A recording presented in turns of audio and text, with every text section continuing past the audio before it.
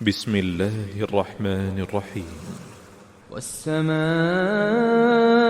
والطارق وما أدراك ما الطارق النجم الثاقب إن كل نفس لما عليها حافظ فلينظر الإنسان مما خلق من ماء دافق يخرج من بين الصلب والترائب إنه على رجعه لقادر يوم تبلى السرائر